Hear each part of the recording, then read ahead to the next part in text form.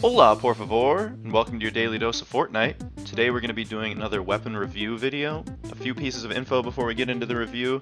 We'll be rating the weapon in 6 categories: DPS, which is damage per second; effective range, which is basically how far away can you shoot a husk from and still do 100% of the weapon damage without any damage fall off; ammo cost, how quickly are you burning through ammo when firing the weapon; durability, how much damage can you do with the weapon before it breaks and you have to craft a new one; impact, we're going to rate that on how much impact per second the gun does when you're firing it; and spread, which is basically the recoil and like the bullet grouping while aiming down the sights of the weapon. I'll be averaging the ratings into an overall rating and categorizing the weapon into one of 5 tiers. S tier is the top, amazing weapon, exceptional or above average in every category. A tier, great weapon, above average in most categories.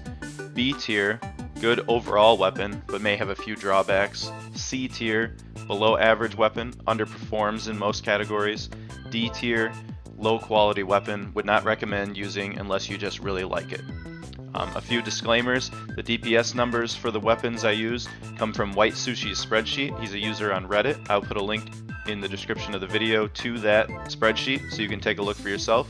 And all the numbers I'm using come from the base weapon stats with no perks or hero stats or bonuses added to them.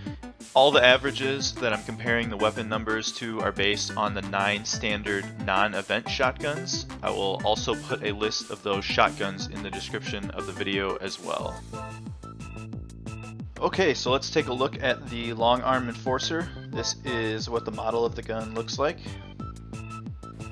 Here's what firing it looks like. You can see it's a semi-auto shotgun. And right now I'm standing at the max effective range, about 1.8 tiles, so right around here somewhere. This is how far or how close you'll need to be to a husk to do max weapon damage to them. Alright, so let's get into the ratings. Its DPS is 195, which is pretty poor, well below the average of 278 for shotguns. So we're going to give that a 1 out of 5. Its effective range is 1.8 tiles, which is exceptional. It's much higher than the 0.94 average for shotguns, so we're going to give that a 5 out of 5. Its ammo cost is 78 bullets per minute, which is exceptional. The average for shotguns is 153, so we're going to give that a 5 out of 5. Its durability is 108,000 damage per gun, which is about average for shotguns, so we're going to give that a 3 out of 5. Its impact per second is 663, which is pretty poor. The average for shotguns is about 1300, so we're going to give that a 1 out of 5. And its spread is 0.39, which is about average for a shotgun, so we're going to give that a 3 out of 5.